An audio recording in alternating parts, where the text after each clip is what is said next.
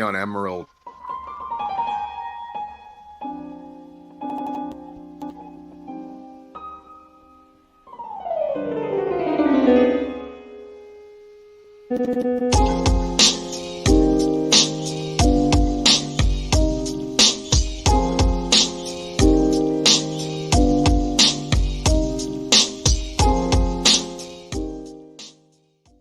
Are you concerned that your brother will play potentially a spoiler role in this election?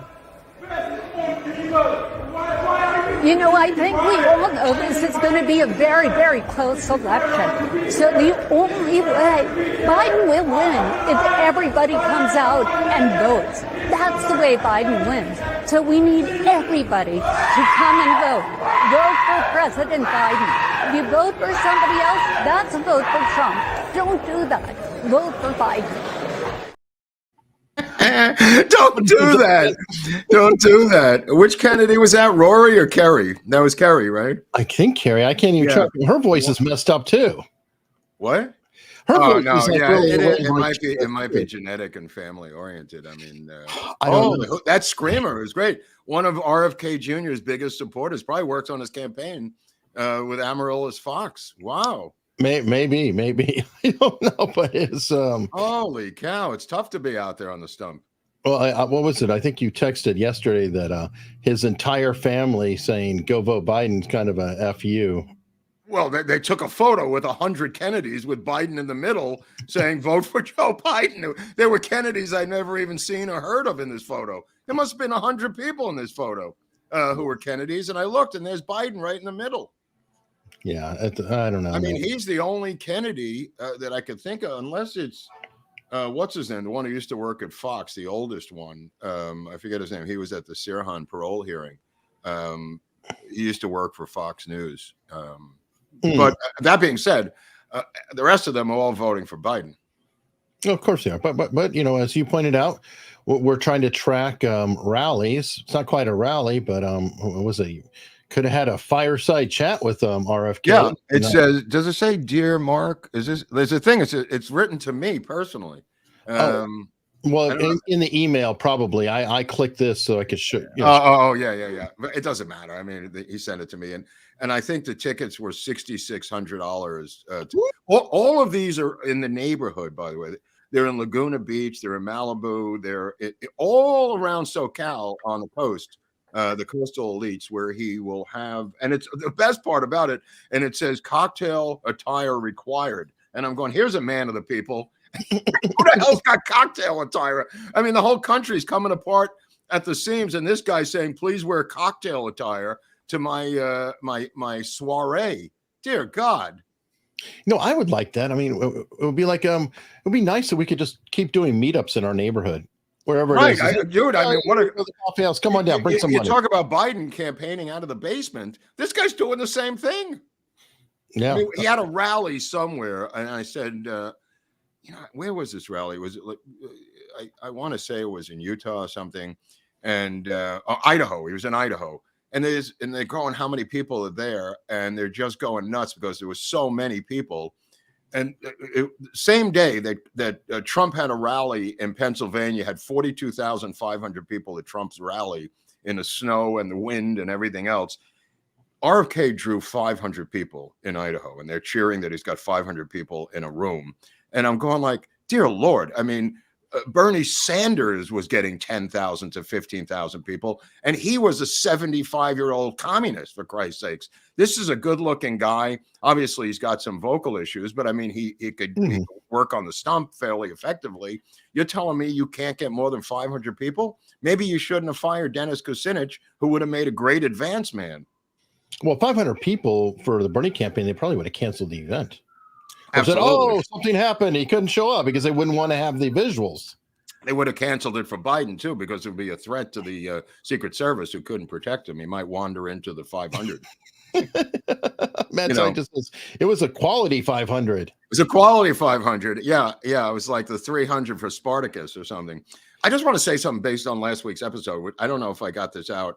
If I could just take a second about Mary Jo, Eric. Go ahead. Okay. Did I mention how big of a Dodger fan she was? No.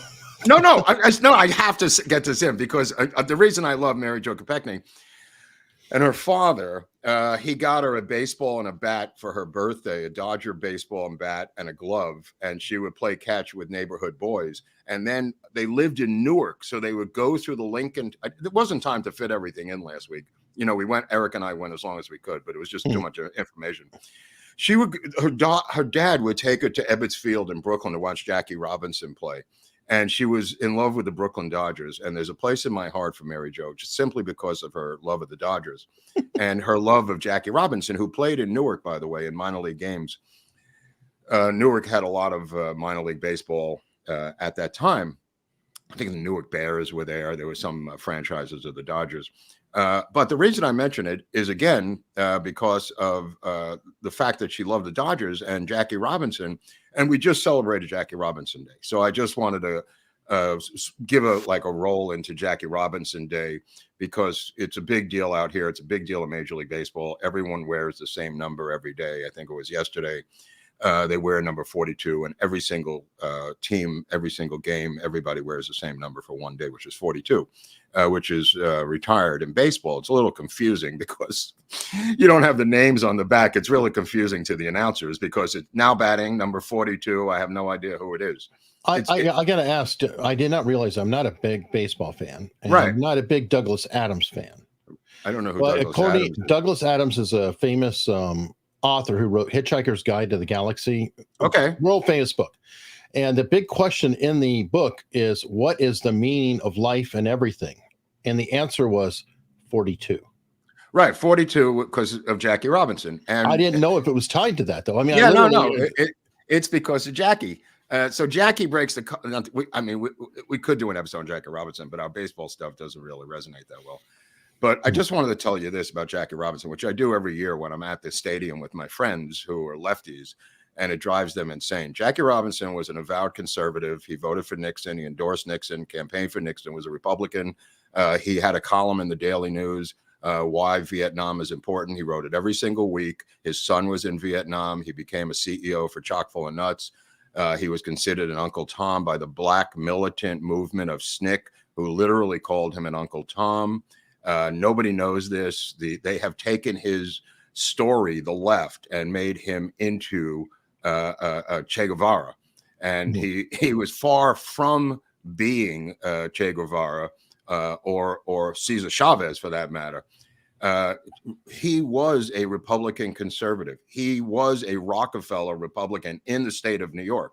He voted and campaigned for Richard Nixon. The reason I mention it, because we're going to be getting into Nixon.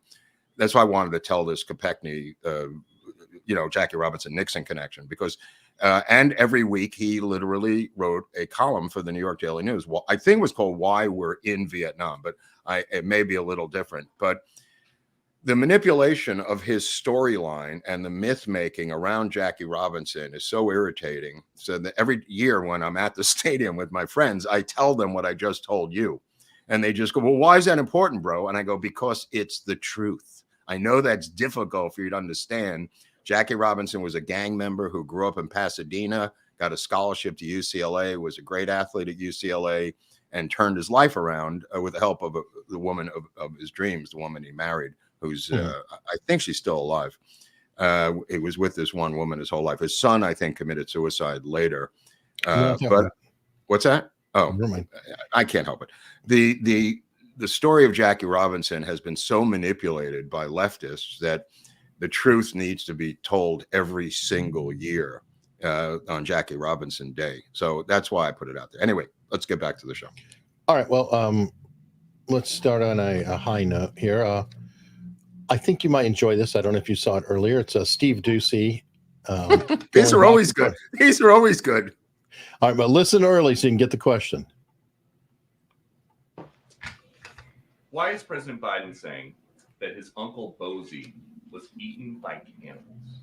So, I answered this question yesterday. I believe I've seen some clips on your network about me answering this question. The cannibals. I don't have much to say beyond what I said to some of your colleagues. Look, I was there. I think you traveled with us too to Pennsylvania. I'm not Yeah. sure if you were there at the memorial Papua New Guinea. in Scranton. The president had a emotional and I think a symbolic moment. He had an opportunity as president to honor his uncle's service in uniform. He had an opportunity. We never met, by the way. As president, to speak to the bravery of his uncle, and not just his uncle, but many U.S. service members that put their lives on the line on behalf of his country. So his uncle, who lost his life when the military aircraft he was on crashed in the Pacific after taking off near New Guinea. The president highlighted his uncle's story as he made the case for honoring our sacred commitment. Eating soldiers. We send to war and take care of them and their families when they come home. And as he iterated, the last thing American veterans are, or the last thing Americans should be called, are cannibal victims. And that is, those types of words should not come from a commander in chief, as we have in the past. And we should actually be lifting up our American veterans and honoring them. And that's what you saw from this president. I'll have a leg, please. Yeah, definitely. No, I mean, it's an incredible story, Eric. You're right. Incredible. No, I'm so glad though that for once it wasn't Bo. I mean, it could have been Bo eaten by cannibals. Isn't Bo? Who knows it was eaten by 50 cannibals? Different ways. The guy was on a little plane, and the plane crashed into the jungle. That's all he knows. Never met the guy. He was 2 years old when the guy went off to war and didn't come back. Obviously, it's a plane crash. He extrapolates out from this thing. This is one of the great bullshit artists of all time. When he says it was, what's his name? Bongino. I said it in the house yesterday. I said it was to Abby. I said, when he says real thing, real truth, this is a real thing, that's a tell that he's lying. And he does it all the time. I'm serious, folks. And Bongino pointed out the same thing. And he does it with this story where he says, the guy was shot down and eaten by cannibals. Okay.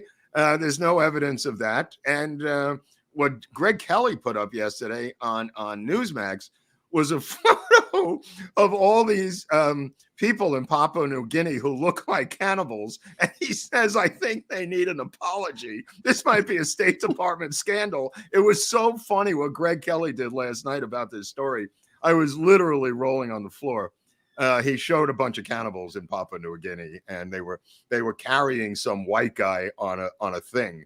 And I don't know where the photo came from, but holy crap. Probably a movie or something. Yeah. I know. But I mean, to extrapolate out that you were shot down as a pilot when he was a passenger on this plane that had engine trouble, by the way, not shot down, engine trouble after takeoff, crashes into the jungle, and he's not found, that they were eaten by cannibals. This guy's got bullshit that doesn't quit, bro. I mean, he's got even though he's a mentally damaged individual, he's still able to, and he says it over and over and over again. They showed about 8 occasions this week where he told a cannibal story. Well, you know what? Maybe he's been studying the Coen brothers because, it's this is a true story. Yeah. This is real. This is real, folks. This and everything happened exactly as it was, and we only protected the dead. I forget all their line, but maybe hold on. My new shirt. Here's my in celebration of Mary Jo Kopechne. I have found my old Chappaquiddick shirts. It's Chappaquiddick, Massachusetts. Let's get back to the show. All right, let's get back to the show. All right.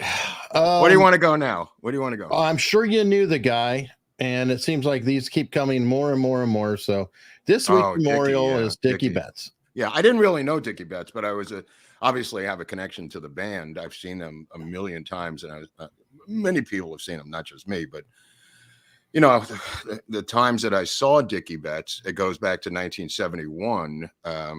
I saw him at Watkins Glen, obviously, and with the band and the band and the Dead. But I just want to talk about those two shows. This is 94 in Saugerties, Woodstock 2, which I was covering for the newspaper as a journalist out here. This is on side of the stage waiting for the Allman Brothers. Some photos I took of the event. Okay, this is really interesting because there was an empty stage. This was at night, and a guy crawls out of the mud from the front of the stage, which was 25 feet from the ground. he's covered with mud, and he crawls up and begins the show. And that's Trent Reznor of 9 Inch Nails. One of the most dramatic starting of a set I've ever seen in my life was the 9 Inch Nails set right here. But going back to the other one, I'm sorry, go ahead. No, I just said, wow. Yeah, no, it was really intense because it was dark. There was tons of mud. It was rainy. And this guy starts, and he obviously had permission to do it, starts climbing the wall in front of the stage, gets up, covered from head to toe. Like, that's a photo I took from right in front of him. I don't even know how I got that photo, but I was right out there, and I said, holy crap, who the hell is this mud guy? And great entrance, man. Incredible start to a set. And that's Woodstock 2, not to be confused with the debacle all the way up northern New York State. This was in Saugerties. I had lived in Woodstock, which is nearby, the town of Woodstock, not to be confused with the event, which was in White Lake, pretty far away in near Monticello. But I just want to get back to the first time I ever saw the Allman Brothers because of Dickie. I was not a huge fan of Dickie Betts. I mean, obviously, I was more of a fan of Greg and Dwayne. But Dickie played rhythm guitar in the band, and had a number of hits like Blue Sky and stuff like that. But I was there March 12th, 1971. Oh, this is another shot I took from the stage. Yeah, that's interesting. This is also 94. Yeah, I don't know who that guy was. He came out and did this Indian rain dance or something, and it started or stopped raining when he did the dance. There were a lot of people there. At one point, they burned the chicken shack to the ground, and I had gotten my brother a job there, and he ran out in Hara, and they stole all the chicken and beer and everything. And they were stealing entire ATM machines, which was kind of interesting, and taking them and smashing them open with sledgehammers. But it still ran fairly smoothly, all things considered. But getting back to the Filmore East, which was March 12th and 13th, 1971, which is the Allman Brothers double live album that was recorded. I was at the early show, and there was either a fire or a bomb scare. I'm still not really sure. Maybe some people remember. But whatever it was, we had to leave the show and go outside, and it was cold, and I think there was snow on the ground, and it was March 12th and 13th. The next day was like going into the next day. So outside was the line for the next show, Eric. So once they cleared the place to go in, the fire marshal showed up. It was some big deal. And I think somebody just pulled a fire alarm because I don't remember smoke or anything. But the point of the matter is, when we came back in, both audiences came back in. The first audience and the second audience came in together. So now it was a real problem for the fire marshal because you had double audiences inside of the Filmore East. I think the tickets were $2. It was too expensive, I'm sorry. It was either $2 or $2.50. And I couldn't remember who the opening acts were. And then it hit me this morning. This is the cover of the famous album. This is the double live album at the Filmore East. With Dwayne and with Greg and Dickie Betts, obviously there. He was like the last, although I think Butch Trucks and J-Mo might still be alive. I'm not sure. Maybe somebody in the audience knows, the two double drummers. What the Allman Brothers did was they took basic black blues, electric Chicago blues, added two drummers and a heavy bass of Barry Oakley. He was later replaced because he died in a motorcycle accident, just like Dwayne did. And they gave it a heavy duty rhythm section that it did not exist. And that became Southern rock. And they were literally the first jam band to ever appear on the scene. And they would play for hours, as was this case at the Filmore East and many other shows that I saw them at the Beacon and Watkins Glen and a number of other places. But I remembered the two opening acts this morning, and it was Johnny Winter and Elvin Bishop. Those were the openers, bro. And Johnny Winter had a band called Johnny Winter and, which I think was the name of an album. Johnny and Edgar, I think, famously out of Beaumont, Texas. Yeah, that's where I come from, Mark. I come from Beaumont. I know Edgar fairly well. Anyway, Johnny and Elvin Bishop opened for this. And I did not remember Johnny, and I remembered Elvin Bishop, who was an incredible blues guitar player also. But holy crap, one of the greatest nights of blues rock I've ever seen in my life because of the bill. So everybody comes back in, and they played till 4 or 5 in the morning. And that was the first time I had seen them. Later on, I saw them at Watkins Glen, which was in upstate New York. It was a racetrack environment, and we got there in time for the rehearsal or the sound check, as they call it. And I was on Purple Barrel Mescaline, Eric. I don't know if you know what that is, but no, I missed that in my growing okay. up. So and people who know this know what it is. And I was looking at this guy. This is before the show started, and there's a lot of activity. This guy is dancing on top of a portisane about 20 yards away from me. And he's dancing up there, and all of a sudden the band comes out and starts playing like Up on Cripple Creek. And the guy goes through the roof of the portisane, and the front door is around the other side. I'm not seeing the door. The door is on the other side, Eric. So I get up and I run to the portisane on mescaline. I rip open the door to save him, and there's nobody in there. And I'm yelling down into the hole, "Come on, buddy, you can make it. You can make it." And obviously he wasn't in there. He must have gone out the door. But I'm yelling into the hole going, "Come on, man." And it's all a pile of shit down in the portisane. And I finally gave up and went back to the beginning of the concert, which featured the Allman Brothers, The Dead, and the band. One of the greatest concerts I've ever seen. Anybody who was at Watkins Glen. So what did you say after there was no response? Well, yeah, what are you going to do? No, I just went back to my friends. There was nothing I could do, but I thought somebody had to go save this guy. And indeed, there was a hole in the roof of the portisane, and he must have plunged somewhat into the toilet part and gotten out, because if you fell through, which he did, he broke through the roof. And I went, "Oh my dear God, I'm going to have to rescue this guy." And maybe he was eaten by cannibals as this check. Might have been eaten by cannibals. Oh my God. Wow. But anyway, so the Allman Brothers used to do a week or so at the Beacon Theater in New York on Broadway and 74th. And I lived over there. So I was so used to the theater that I knew that if the show started, if you open the back door, you could literally walk onto the stage. So one night I opened the back door and I walk, and I'm standing in back of Greg Allman on the stage as they're playing, Eric. No credentials, no nothing. And finally, a road manager comes up to me and says, "I don't want to be rude or anything, but do you have any credentials whatsoever?"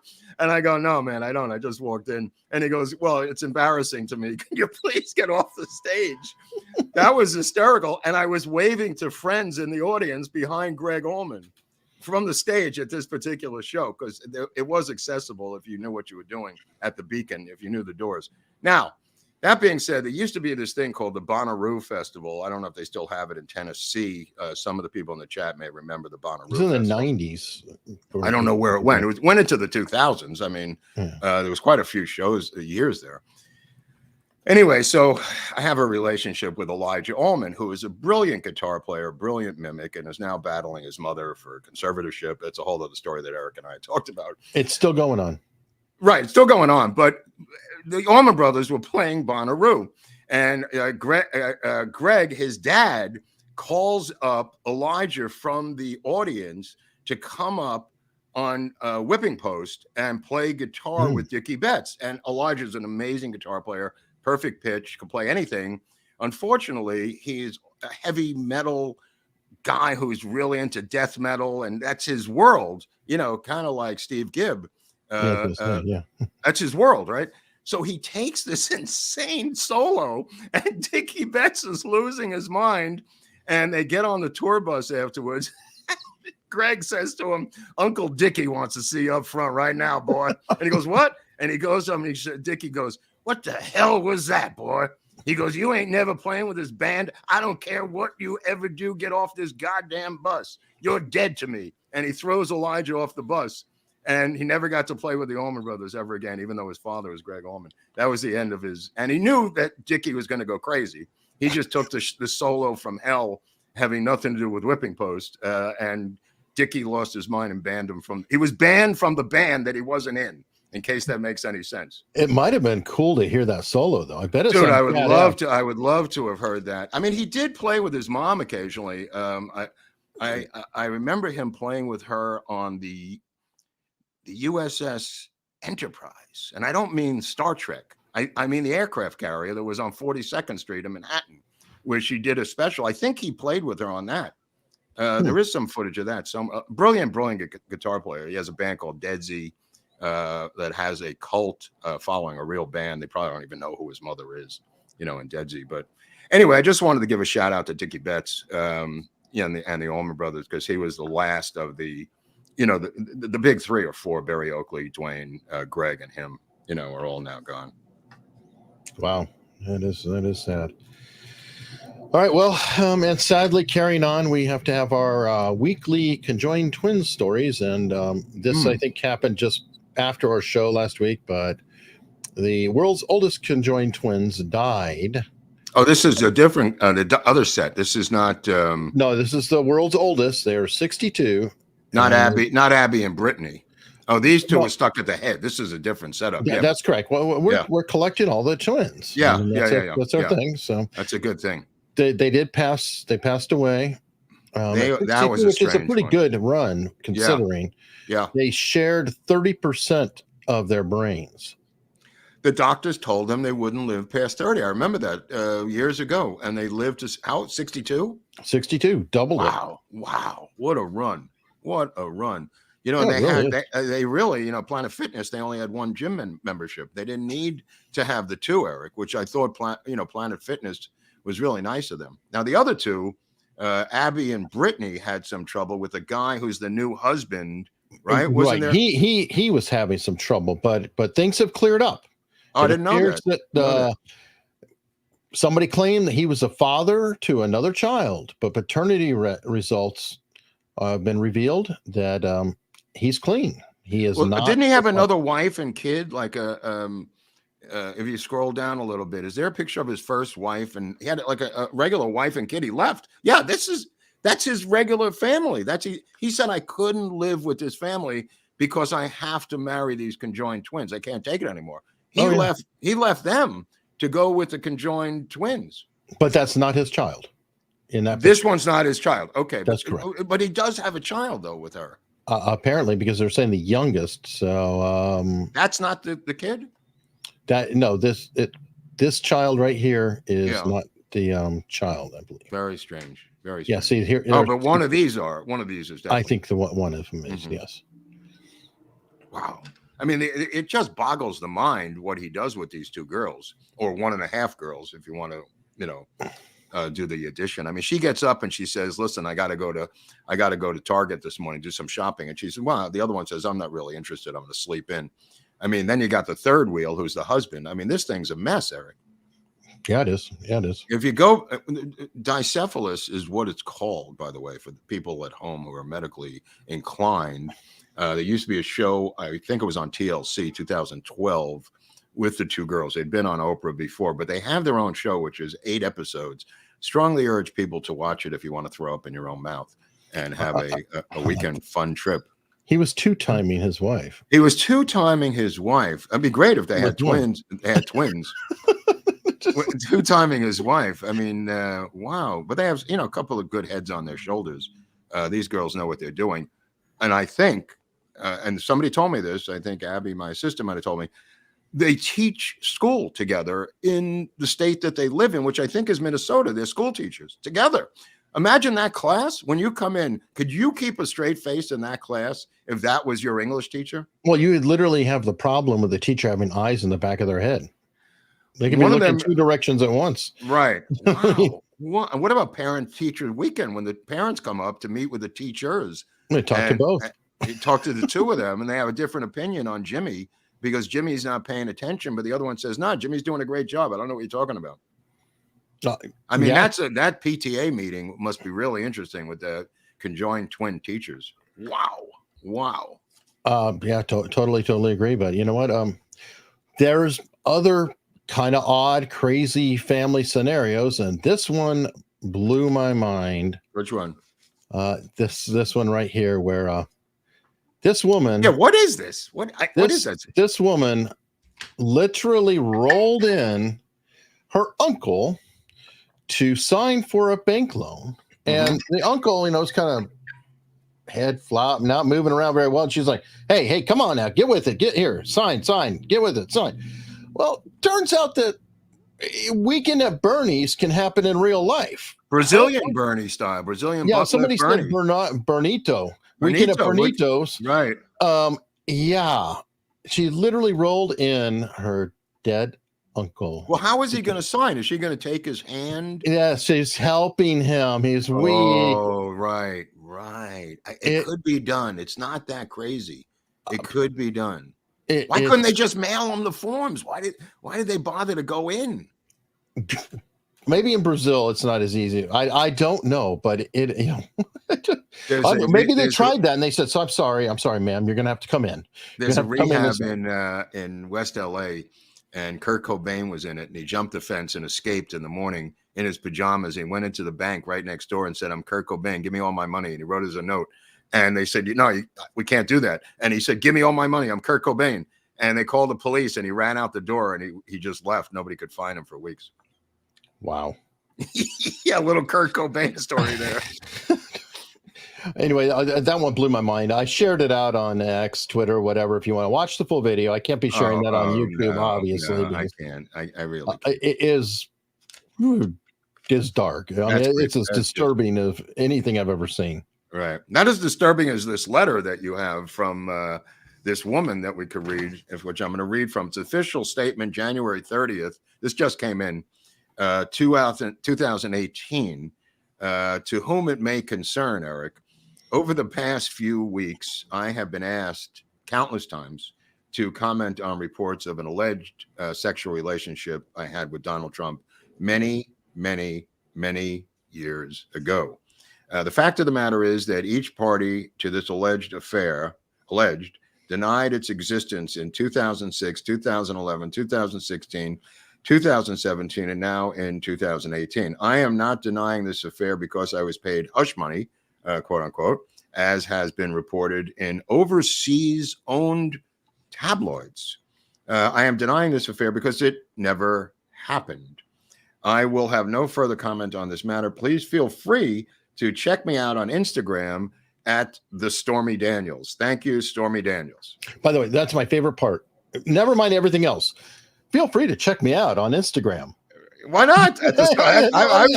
Why not? You can check her out. Why not plug it? I mean, but I think the substance, you couldn't be more blunt or declarative than this official statement from Stormy Daniels. I mean, what else do you want other than this statement from 2018? Apparently, this was not good enough for Alvin Bragg, right, Eric? No, or the judge. I mean, even Michael Avenatti, a former Democratic presidential hopeful, now in a federal correction facility, has come out and said this is outrageous. They're going after Trump for this. Her attorney, who tried to embezzle money from her, now in a federal prison, has come out with, I guess you could tweet in the federal prison system. He put out a tweet on Twitter on X, denouncing the attacks on Trump for the hush money thing that didn't exist. And he said, I should know because I try to shake her down for money. So if anybody knows about it, it's me, Michael Avenatti, 107-436-8243, cell block 7. Yeah. But obviously that's not going away. I mean, if you follow where this is going, which I've been trying to explain to people, they get so hung up on jury selection. I think a lot of conservatives just look at the law as it's a religion, and the Democrats look at government as if it's their religion. There's two different religions here. One is law and order for the conservatives. The other is government itself for the Democrats. Both of them have their traps and problems, but the law and order one, the fact, I was trying to explain on Twitter this week that, when William Kunstler, the attorney, and the different attorneys that were involved in the Chicago 7 case saw that it was a travesty of a sham, they decided to blow it up instead of cooperating with the government. They were all cited with 1 million contempt charges. None of them ever stuck. They were overturned on appeal. Judge Julius Hoffman was the same as Juan Marchand, who is now the judge in the Trump case. He had all kinds of baggage back then. And Jerry Rubin and Abby Hoffman famously blew up the court. I don't mean blew it up physically, but they blew it up intellectually and making a mockery of a sham, of a mockery, of a travesty by not cooperating with a rigged trial, which is what it was. It had witnesses for the prosecution who were lying, who were undercover and things of that nature. The fact of the matter is that this current case is a sham of a travesty of a sham, but people still cooperate with it in terms of, and I was talking to you about this week, going into the weeds about, how Trump couldn't have done this and the jury selection and this and that. None of that matters. I'm here to tell you, none of that matters. He will be convicted. There are 34 felony counts. He'll be convicted on 17 or 19 or 6 or 31. It doesn't matter. I saw a guy yesterday on Newsmax saying, hopefully one juror will stand up and it'll be a hung jury. And he was saying that was the only case scenario of Trump avoiding being remanded by the bailiffs. I want people to visualize what's going to happen, because at the end of this case in 6 weeks or 8 weeks, as long as they can keep Trump off the stump, which is part of the plan, the jury is going to go out, no matter what you think of the evidence, no matter what you think of the trial, which you're not going to be able to see anyway. And I understand Joe is not allowed in there. He's now suing to get access, Joe Neerman. Whatever you think of this, to get the gag order lifted, right? But I was watching him. He's also trying to get access with a press pass that he has, and they're not giving him access. And there's another separate lawsuit about the fact that they're not streaming the trial in another room, Eric, which is a tradition also with an overflow court. There's a tradition of streaming it in another room with a monitor at the same time. Okay, separate issue. The end of this trial, that jury is going to go out and come back and convict Trump. The bailiff will then be ordered by Marchand, as in the other case that we saw down in Santa Fe, to remand the defendant into custody. He will then be handcuffed and he will be marched out that door on the side of the courthouse. I want people to understand this, because that's where this is going. He will then be taken to Rikers Island. What happens after that? I have no idea. But that's how this ends. This will end with him in handcuffs marching out that door. There's no other end to this thing. It could be some Hail Mary that Barnes and Viva were talking about this week about the Supreme Court. Highly doubt that they're going to interrupt a case in the middle of it. This is a runaway train. So my suggestion is he goes out on the stump and does not come back. Get off sitting in this case. This is not, don't cooperate with this phony court. Get out. Do your thing, leave the state of New York, campaign in the battleground states, go to Mar-a-Lago, your home, and do not go to New York. Do not come back until this is resolved when you're the president of the United States. It's a state case. Nobody's going to arrest you when you're campaigning in Michigan. They don't have that legal right to do that. There's no state marshals like federal marshals. I would recommend that he get out of that courtroom and not come back. I don't know if he's going to do it, but that's my recommendation, because at the end of the day, this is going to be a case where he is going to be handcuffed and marched through that door to Rikers Island. And you're going to say, I said this back then, and I hope that it gets to him. Do not cooperate with his court. They'll violate him on the gag order. They won't even allow him to go to the United States Supreme Court, Eric, for his own case. For his own case, he can't even go. I mean, if he got a note from his doctor that he was sick, I think they would arrest him, which has been threatened by Marchand already. If he goes to Barron's high school graduation or the United States Supreme Court, he'll be arrested. Okay, you can't cooperate with this. It legitimizes the system that they have set up. It legitimizes this Nuremberg court system that has been set up here by the Third Reich. Do not sit there for 8 weeks and then be arrested anyway. My advice is get off your fat ass and get out of there and campaign in all the other states. You're never going to win New York anyway, Eric. You know what I mean? Just give it up. Give it up. Yeah, and the problem, too, is he can't get an actual fair trial there. We were talking about it earlier today with the lawyers. Yeah. Like, literally, one of the jurors who had to be excused said, yeah, I found out that people learned my name. and I can't be here because they know that Antifa and other people are going to attack him. So what juror is going to be able to stand up and say, hey, not guilty or whatever, because they know that their life is hell. How are they going to hide it? They've got to say, to their boss at work, I've got to be off work for the next 6 weeks because I have a trial. I can't tell you which one. Not only that, you're talking about the one mystical juror who hangs the jury. They're going to out that person in 5 seconds. How is that person? If it's true, what they're suggesting is the only way he could win is to have one hung juror. Okay, what happens to the life of that juror who lives in Manhattan, who's going to be outed by the other 11 immediately, right? You're telling me the threats internally by the other 11 jurors when it's into the 12th hour of this woman or whoever it is saying, I'm not going to do it.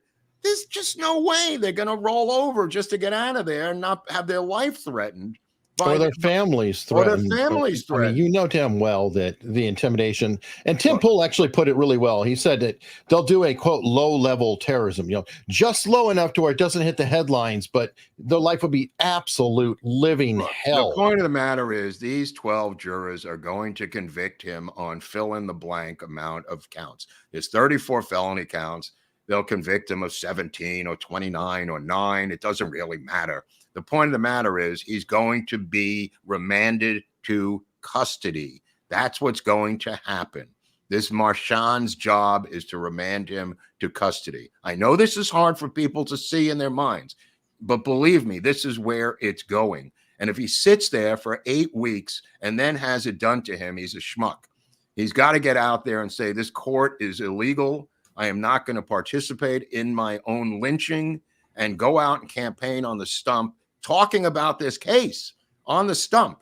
Do it in Michigan, do it in Pennsylvania, do it in Wisconsin, do it in Arizona, and he'll have huge crowds. But to sit there for 8 weeks is ridiculous. And to be convicted after that and remanded to Rikers Island, it's just not the way this should be played out by him, in my humble opinion. And he's also not campaigning. If he's That's sitting right. in the That's right. Yeah, that's right. That's right. They can't arrest him. I mean, if he goes to Mar-a-Lago, who's going to arrest him? If he goes to Detroit, if he goes to Arizona to campaign, he's surrounded by Secret Service. He's got his own bodyguards. There's no federal marshals. It's a state beef on some money. DeSantis isn't going to hand him over. No. There's nobody to hand him. Look what happened with Ronald Reagan when we talked about the Eugene Braden case. When Jim Garrison was putting out subpoenas for people to be questioned by him in the JFK case, nobody cooperated with him. And that was a bigger case than this. Yeah, I don't know. It's going to be interesting. But while we're on the Trump trial, I mean, obviously we can't bury the very disturbing lead of today, but this gentleman was outside of the court and decided to act like a Go ahead. You explain this. In Vietnam. You explain this in YouTube lingo, Eric, because that's what I'm trying to say. Yeah, I mean, it's called self-immolation, and seen in yellow alert, dive, yeah, dive. Seen in Vietnam, and of course, they're trying to spin it early on that obviously this is a big Trump supporter who's upset and all that. Except there's this problem here with this screed that is very anti-Trump. What? Don't effing resist Donald Trump, reject Donald Trump, laugh at the rotten farce of an idea of Donald Trump having any power over you, effing duh. Wow. And don't wear those ugly effing P hats either. This wasn't liberation. Okay, so he's not a fan of Donald Trump. He apparently, at least at one point, was fans of another president. Seen here. No, what is he? 4'11" or something? I'm not sure. He looks like a miniature JFK Jr. Yeah, he kind of does. I mean, JFK Jr. I think was like 6'2" or something, but this guy looks like a miniature shrunken pygmy version of JFK Jr. Yeah. Ben Conrad in the chat. How's the fire? He's still alive, but he's probably not going to live. Just like the other one who was outside of the embassy did not live. People do not survive this act very, I think the first one I ever saw was a Quaker by the baby in his hands, and it did it outside of McNamara's office at the Pentagon, set himself on fire, and then the crowd asked him to toss the baby to them, which he did, and then he burnt up. Yeah. Anyway, I don't even want to go deeply into it. It's just recently downloading breaking his stuff. Yeah, it's a recent story from this afternoon, right? Yes, literally, it happened right at the end of layback law. I was doing it, and it came like across the wire. I started reading all of his stuff that he has. He's got a Substack. I started reading it all. I couldn't make sense of it, and it's not written erratically at all. I just couldn't make heads or tails out of it where this was going. But I'm saying it's not written badly. It just I couldn't get my mind around what he was trying to say. And it's really non-fictional, and it's really making some statements about the crypto-fascist government and things of that nature. But I couldn't understand his point of view, and it's not written like some crazy manifesto at all. These are well thought out articles that he's written on Substack. I mean, holy cow! Eric has saved them because they'll probably disappear shortly. Some of them I haven't gotten all of them. I encourage everybody. His name is Max Azzarello. Yeah. Download them. Archive what was he calling them. The something papers? Oh God, what is it?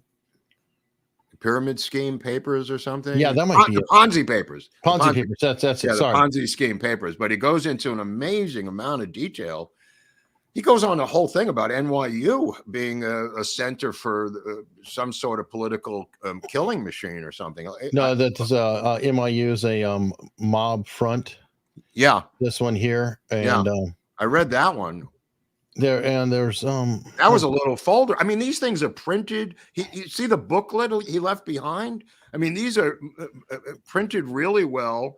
There's money behind this stuff. Yeah, the Ponzi. He's from St. Augustine, Florida, by the way, if anybody's been there. All right, guys, the ponzipapers.substack.com. And honestly, yes, don't only go and archive it, but get PDFs and download it. Just get copies out there so that way people can keep looking at it while it's still up. I didn't have time to get all of it, but even the archives, Taylor Lorenz, who writes for the Washington Post, her uncle or some relative runs the Internet Archive. So anything that was saved on her coincidentally vanishes. Yeah. So my God. Even the archives aren't technically saved. Unbelievable. Wow. And also don't save it only on like Google Drive, because you'll see that Google might vanish the documents. Well, how about Google arresting their own employees this week? Yeah, that was shocking. Well, one of them in charge of children's safety put out the most egregious anti-white, of course, a Chinese chick, put out the most egregious anti-white stuff I've ever read. This was the Google's vice president of child safety. Well, I don't even know what that means. But she's been fired too now. She's gone. Bye-bye. Well, they found a way to piss them off enough to where they're like, oh, you know what? We actually can't tolerate that. That's affecting our bottom line. And also Columbia University, the president of Columbia was on the hot seat at Congress, and people who ridicule me when I say that the hot seat of Congress does things, they were grilling her. Stefanik, obviously, grilling her about their anti-Semitic stuff, and destroyed her in the witness chair, literally destroyed her in real time on TV, on C-SPAN. And the bright lights of Congress do have an effect. She immediately went back to Columbia and ordered the arrest of the anti-Israel, anti-Jewish, Hamas, Palestinian compound that was on the front lawn that went crazy. I don't know if you have any footage of the night before. It looked like something out of a crazy riot in Gaza. They were just burning and going berserk there. She immediately went back. This is the professor of Columbia University, which is now being sued by numerous Jewish organizations, Jewish groups, students, for insane anti-Semitic behavior on the grounds of the university. She came back and ordered New York City police to arrest the Hamas people that were on the property at Columbia University. That was directly from the hearings, folks, the next day. So let it be shown that it does have an effect. I was shocked to see that. Well, I mean, Claudine Gay, they finally got her out, and they fired the other one when they had all three of them there. So, Right. There is an effect. And by the way, okay, you sent me this because I want to cheer things up. So this is probably a funny story versus the dark. Yeah. Talk about this. Nothing to talk about. I just found that. There's nothing to talk about. This is from the story from last week you brought up about my brother. Yeah, there's nothing. No, I'm just saying. We talked about it. I just found that. All right. That was like when we went and did the Jeopardy show all week. I think there was 6 or 8 episodes. All right. Well, somebody in the chat was complaining, or I just saw wanting to talk about NPR boss, and of course, we are going to be talking about the head of NPR. Well, wait, go back to the guy Yuri Berliner, because that's even the funniest thing about it is the guy who wrote the article, Eric, who'd been there for like 20 years or something, one of the top editors there at NPR. He wrote this article demonstrating the bias of NPR, talking about how biased they were. And then, of course, he was fired. But the name is the best part about it. If you can find his name, I think that people get a kick out of it. Well, I've got something I was going to share. Okay, go ahead. That people get a kick out of that has been floating around. Somebody did a Yuri Bezmenov Substack, did a little piece on this. Weird series, by the way. That series is about the universe coming apart. Some dystopian miniseries. It's hard to follow, and it's very politically. It's got a cast of every single race ever created on the earth hanging out together, which is always a telltale sign of a bad show. When you just see every single race in every single scene, you're obviously getting orders from upstairs to do that, which affects the quality of the show. But that's the opening segment of that show, which I forget the name of, is amazing because it shows what was being done during the Cultural Revolution in China in 1968, which is this opening. It goes on for a long time, and it's accurate and terrifying, and very important for today for the Maoists, who these people are up in San Francisco and around Biden. These are not Stalinists, and I know people conflate the two, but these are Maoists. Three-Body Problem? Yeah, that's the name of it. Yeah, it's an insane title. They're the guys who did Game of Thrones. Yeah, I know. That's a weird. Okay, what a weird. Yeah, no, it's totally insane. But the opening segment, which goes on for a long time, is brilliantly done.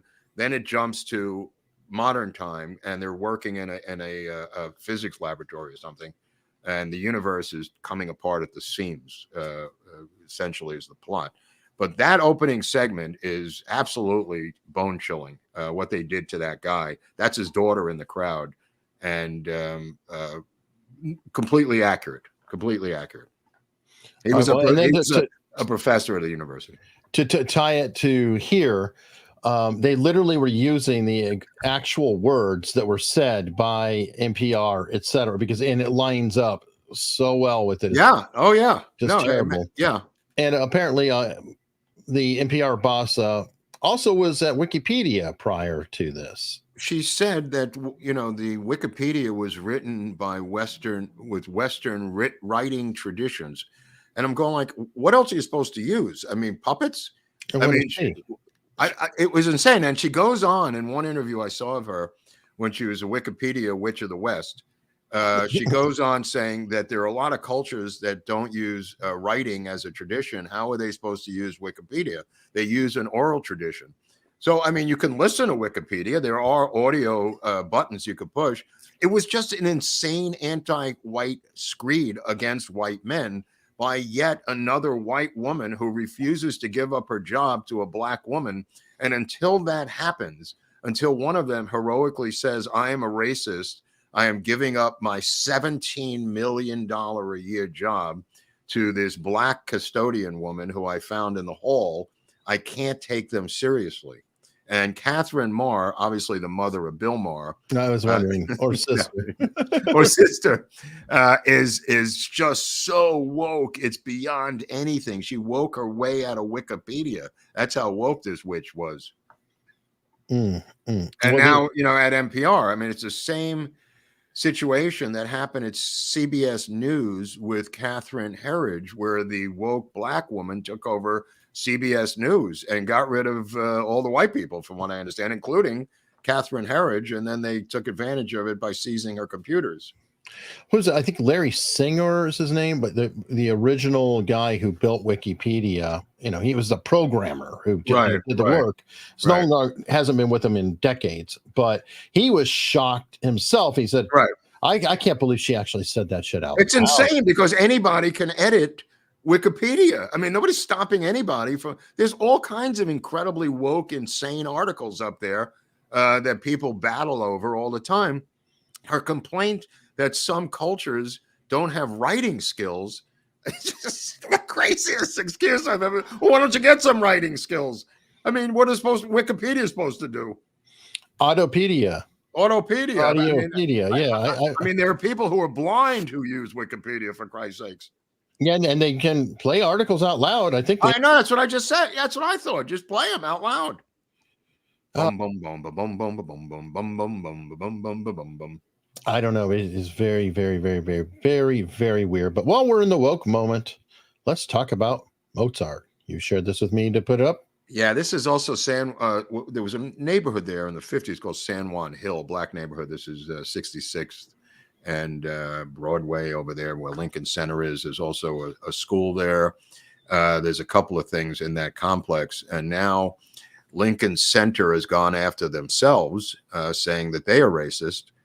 For building this complex in 1952 because they had to demolish a slum that in the early 1900s or 1920s had some upscale black people living there. By the time it was demolished in the 1950s, it was a ghetto slum all run down. That being said, to make up for that, they have gotten rid of Mozart and classical music and put in LGBTQ music. I don't know what that is, and hip hop into Lincoln Center because that's where people want to go for that music is Lincoln Center. So Mozart is out. Western music and culture is out at Lincoln Center. And this hip hop and LGBTQ stuff is in at Lincoln Center. He had a good couple 100-year run, Mark. They had a good run. And I feel bad because I remember doing the first Toyota Comedy Festival with the legendary Alan King. And we were at Avery Fisher Hall at Lincoln Center for opening night. It's a magical place. And Whoopi Goldberg was the host of the first night we did. And we had to pull Whoopi Goldberg off the stage with a hook. Less magical. Dude, that was a magical night because David Dinkins, the mayor of New York, was on the side of the stage showing me pictures of his grandchildren for some reason, while Whoopi Goldberg was saying every foul word that was ever made to this audience of older women who were subscribers wearing fur coats, and they were having a heart attack. And Alan King came to me and said, "We got to get her out of there." And I said, "What do you want me to do? Run out and grab her?" I mean, this is Lincoln Center. And we looked around. We were in the, I don't know how I got on this story, but we looked around. There was a fat guy sitting there in the green room, and his name was Buddy Hackett. So we looked at each other and we just said, "Buddy, you got to get out there. Can you do like 20 minutes?" And he goes, "Of course I can. What are you kidding me? I'm Buddy Hackett, for Christ's sake." So Buddy Hackett goes out and does an hour and 15 minutes into Whoopi's act. He gets her off the stage, and then he does an entire hour and a half by himself, destroying the place and melting the foundation comically of Lincoln Center. So now that it's really woke, I feel bad having, had some fun there myself back in the day. I think it was 1992 when Alan King and I did the first Toyota Comedy Festival. And when Buddy Hackett, he'd be flipping over in his grave, I'm sure, with what's going on. One of the funniest men in the history of the planet Earth. Buddy Hackett, close friend of Lenny Bruce. I recommend if you can find Buddy Hackett specials on HBO or any of the Buddy Hackett DVDs, incredible fun for the whole weekend, laughing your ass off. All right. And then while we have yet another, this just came in. This is a little climate thing going on. Oh, yeah. This was a good one. This was Lisa Murkowski, who is, You know, a Republican senator for the great state of Alaska. I mean, it's just is not, you know, some used car saleswoman. I don't agree with everything Murkowski says. Obviously, she's an anti-Trumper, but she's in the Republican Party. And I guess they're upset with the oil in Alaska. Eric is the only thing I could think of. And they're bragging about it on Twitter. This is one of these things that we used to see, you and me, in the parliament of like the Philippines. You know what I mean? Like where you'd see a fight in the political parliament of these third world countries. That's what it looked like to me. Yeah, no, very disturbing. And they're bragging about it. It's like, okay, well, good. Well, thank you. The FBI, go knock on their door. Well, I saw the testimony of the FBI and the pink lady person the head of the FBI was testifying, having nothing to do with Gaza. And the people sitting in back of him had blood on their hands, and they were the pink people. The pink lady person was there, waving their hands in the camera range. And I'm going like, how is this staged? I don't understand how people could get in to a congressional hearing in a small hearing room with the head of the FBI testifying, and they're in there protesting Gaza with blood on their hands. I just thought, how does this work? How does this work? Yeah, I don't know. All right, well, you sent this in to be a fun one for us too. We did a little tour last time where we went through a list of all of the Hollywood LGBTQ, whatever, children, and we kind of, explored that last week. So we've got another list that we're going to explore. Did they add more to the list? Really? No. This is another list. It's more nostalgic, right? And it's in the spirit of Red Lobster is considering bankruptcy. Oh, yes. This is a and good you shared this list with me. I'm like, yeah, this is kind of interesting. And it's like, a little flashback on all these restaurants that either have closed or damn close to closing. A couple of them have like one or two locations are really. Or they filed Chapter 11. They're waiting. Let's go over the list. And you people at home can tell us which ones you've ever gone to, because they're all going to be gone in the next couple of months. And most of these are gone already. So okay, Steak and Ale. You ever been to Steak and Ale, Eric? I think I might have. I actually don't remember, but I remember the name. That was one I was like, I'm not sure. Chi-Chi's, yeah. Okay, Chi-Chi's just had a commercial on last night with Sheena and I want to say Lala or one of the other characters from Vanderpump Rules with a new coffee martini at Chi-Chi's just last night. Terrible commercial. I mean, we didn't even know if it was a commercial. I couldn't believe how bad it was. But Chi-Chi's was advertising last night on Vanderpump Rules. So I just thought that was weird. Okay. Showbiz Pizza Place. Never heard of it. Never heard of that. And it looks very scary. Planet Hollywood. I do remember that. It's like, I mean, tell you something. Planet Hollywood. I remember being at Planet Hollywood on 57th Street in New York. And I was with John Leguizamo from Mambo Mouth. The two of us went out and we ran into a couple of actresses. One was Rosanna Arquette, and the other one was what's her name? Who married Perlman? What the hell is her name? From she did the movie with Al Pacino. It'll come to me in a second. But anyway, we're in Planet Hollywood, and a guy comes in from Die Hard named Bruce Willis, and these two girls were making a mockery out of Bruce Willis. It was the funniest thing I've ever seen, and that was in Planet Hollywood. One of the few times I've ever been to Planet Hollywood. But sad to see that go. All right, then we've got ESPN Zone. There's still a couple of them left, apparently. Oh, right. Oh, no. No, they're gone. They're gone. They did officially go. Yeah, they're gone. Lasted 20 years. Yeah.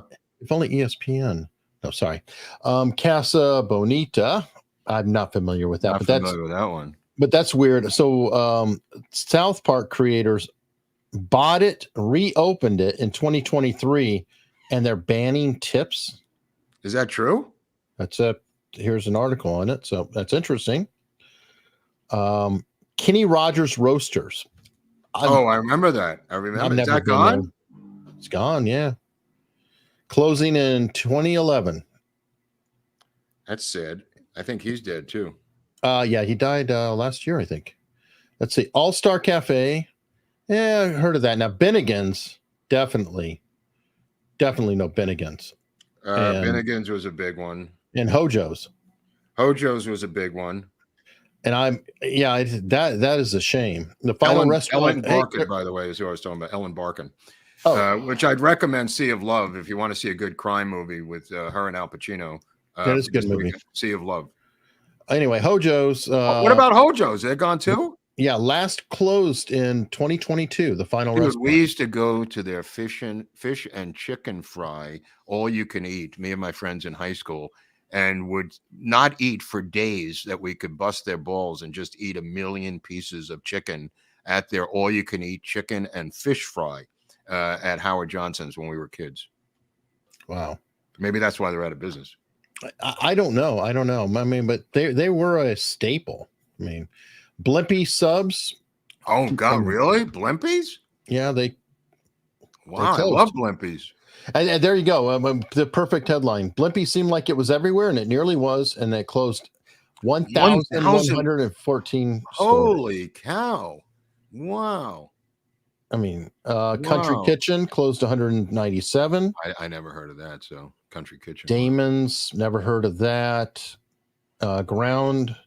Round, never heard of it. TCBY, I damn sure have heard of. Yeah, definitely. That yogurt place. 405 stores, Eric. Holy cow. And actually, that's not only a famous thing, but it's almost a meme of like the teenager working at TCBY. It was kind of a thing. Wow. Especially in California, I believe. Wow. Don Pablo's. You know that one? No, I never heard of that one. Yeah, full service Mexican chain. This one's a big one that hits my heart. Oh, Bob's Big Boy. Yeah, that features in the Sirhan story with Sirhan, where he hung out at Bob's Big Boy and went from there at Bob's Big Boy right here in Pasadena to the Ambassador Hotel. That was he was hanging out with his friends, and he sees that there is an Israeli Day parade in the paper on Wilshire Boulevard. And he drives like a lunatic to go to the parade to disrupt it. Sirhan is an anti-Israel Palestinian. Well, I remember it just, as a kid, going there all the time. But I can say that at my grocery store Food Lion, they sell Bob's Big Boy or Big Boy burger patties. So that's interesting. So I guess, they also had an antique car Friday night thing here. The one in Pasadena used to have antique cars show up. Of their own, people who owned and took care of these old cars, and they would show up there, dozens and dozens of them on Friday nights to show off their cars. Ponderosa, wow! Oh my God, that was a big one. The and Bonanza. Oh, I didn't know about Bonanza, but Ponderosa Steakhouse was huge. Oh, it was called both. Okay, 305. Well, they're all going out of business here because of the $20 minimum wage. They've laid off thousands of people because they can't afford to pay the drivers. Now the Newsom Minimum Wage Act, as I call it, is now in effect. And Newsom realized that he's created such bad press for himself that he's now issuing pardons as a king for some stores that beg him not to implement the minimum wage. And he's issuing these pardons as he sees fit to. Some of them are his friends. Some of them are campaign contributors, donor. Yeah. Oh, yeah. Oh, it's that brazen. I remember I pulled that story on the one. It's that brazen. But the story that I read yesterday, which is really scary, which I knew about, which is going to be implemented very shortly, is this California's plan to base utility bills on income, which is coming next year. This is going to, what you use in electricity, your bill is going to be based on your income. The higher the income you have, even using the same amount as a poorer person, you will be charged more money. So it's a tax. It's a freaking variable tax rate. Only it's with the utilities, which is ridiculous. It's more than a variable tax rate. It is the beginning of state socialism because of course it is. You're robbing from the rich to pay the poor.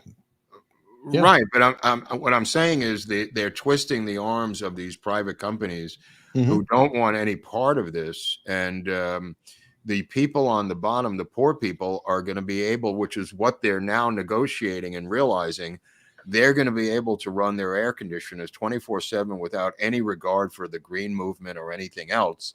And the people, forget about the rates. I'm just saying the usage of it, the rates for the people on the top, they have to be extremely conscious of their use of air conditioning and electrical things because of how much money it's going to cost them. So it's beyond the tax thing. It's also about comfort. It's also about living standards. There's a lot of mercurial things that are built into this that are insane. Besides the obvious money and how they're going to get the actual income, because they're not allowed to find out private incomes. This is becoming a legal challenge now to find out what your income is so they can base their electric rate on your income. Not so easy, Eric. Well, they're also running into a collision, though, with the climate activists using this principle, because as you put it, those who have the least can use the most. Yes, that's what I was getting one at. One rich ass family, and it's like, oh, they pay a ton of money, so they use less. But everybody who has no money, it's free for all. Hey, let's turn the AC unit, point it outside. Well, let's put an AC unit in the garage. Yep. Hey, that'll be fun. Don't think it's not going to happen. Don't think it's not going to happen, because it is going to happen. But there's also this incredible story involving Michael Schellenberger, not personally, who's teamed up with Harmeet Dillon to leak files from Transgender Association, shocking and horrific, admission critics say. Apparently, behind the scenes, they were able to get the files and audio of this transgender nonprofit, and they are claiming internally that they know what they're doing is morally and ethically wrong. They cannot have the consent of these children. The children do not know what is going on, neither do the parents scientifically or medically. And privately, they're saying this in this new story that was just came out in the Epic Times. And both Schellenberger gets credit for this with Harmeet Dillon. It is a group called Environmental Progress, which is led by Michael Schellenberger. Whether he's CIA or not, we still don't know about his father. He's back on his old beat. He's back on his old beat again. The left not too happy with Michael Schellenberger, now going after this transgender situation where these kids cannot give their consent to stuff that they don't understand. And privately, what they found out was they had internal emails among the doctors and the people in the nonprofit saying this is unethical what we're doing, and you damn well know it. So this is an interesting breakthrough inside the world of medical transgenderism, for the first time really seeing that they realize what they're doing is a eugenics type Nazi movement among themselves. They realize that there's no ethical consent that could be given by someone who is 12 years old, Eric. Good point. Yeah. Well, I want to cheer myself up and cheer you up too. So we're going to get into super chats. We're well into everything here. Dick Dickerson coming in strong. He gifted 20 America's Interest Choice memberships. No man has ever given 20. That's I don't think so. That's as Joe DiMaggio said, records were made to be broken, but 20 will stand for a long time. Definitely, and thank you very much. That is very kind of you. David Parsons, Stephen Jones of Timothy McVeigh, Oklahoma City bombing fame, is also the attorney for Tiffany Adams, the killer granny from Eva, Oklahoma. Conspiracy? I don't know. The only name I know is Timothy McVeigh out of that. But I just want to. I mean, if you're a lawyer in the area, then you could end up with that. It'd be like, Norm Pardo is the lawyer for Alex Jones in Sandy Hook, Connecticut, and he happens to also be the lawyer for January 6th clients. Is that a conspiracy? Or the Proud Boys? Probably not. Probably just referrals. Oh, speaking of January 6th, I just want to give a shout out to Rebecca Lavrenz, who's 72 years old. She's the praying grandmother who is about to be incarcerated for praying outside and then inside the Congress. 72 years old, Rebecca Lavrenz, if people could keep her in their thoughts. Oh, I'm sorry, Norm Pattis. Jeez, sorry.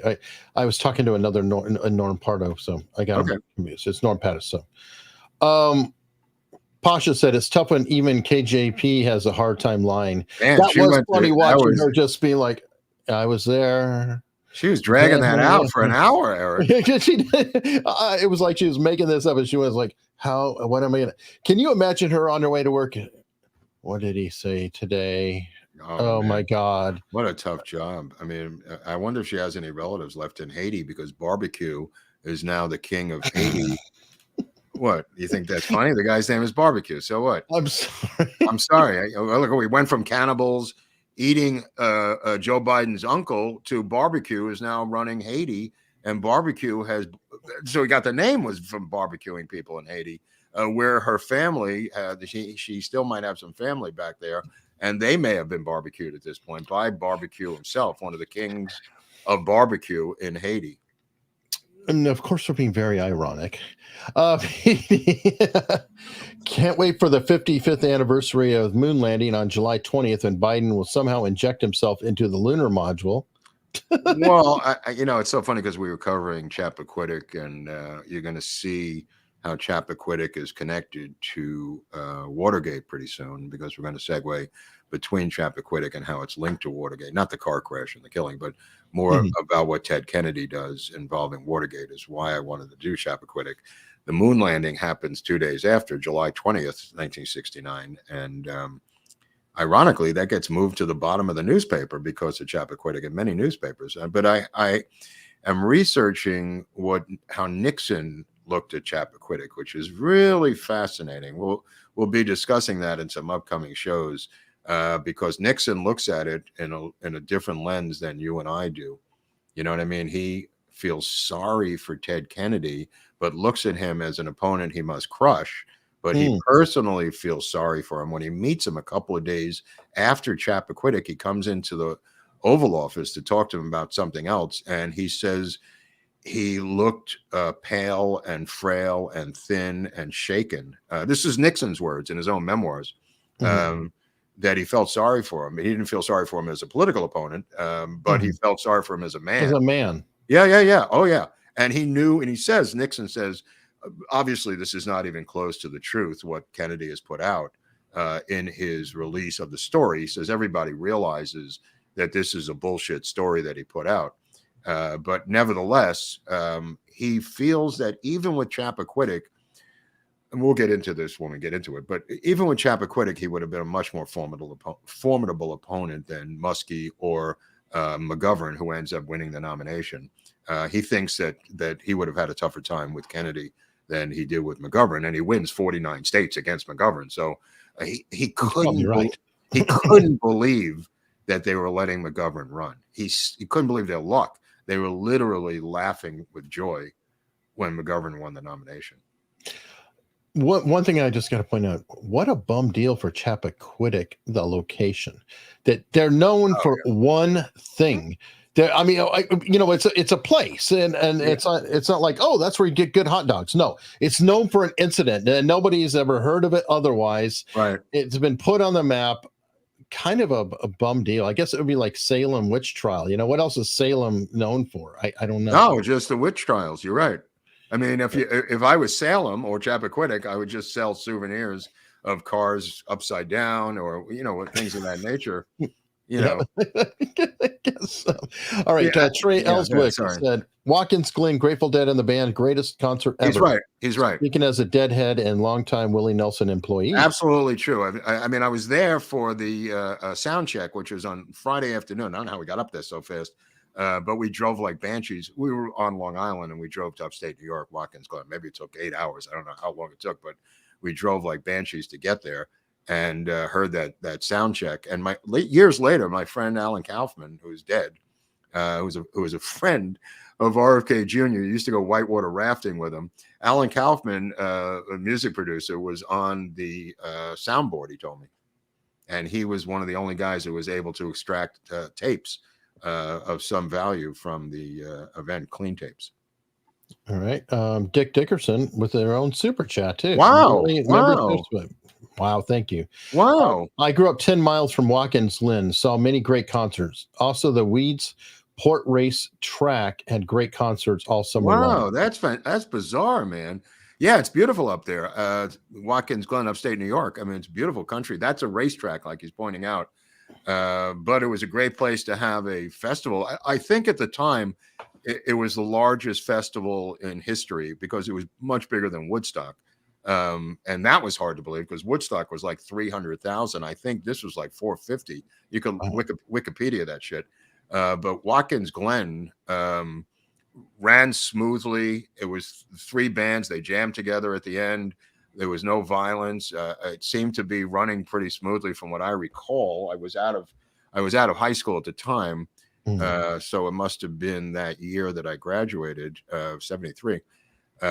But yeah, I mean, incredibly good sound system. Everything seemed to work. And I think part of it because it was after Woodstock, they'd figured out how to do this. This is 4 years after. Oh, lessons learned, I'm sure. Yeah, this was 4 years after Woodstock, and they didn't repeat the same mistakes. Now, the Woodstock 3, which is 1999's Woodstock, is just a crazy meltdown of it seemed like the Purge or something. All right, Bruce Jarvis is a new member. Thank you.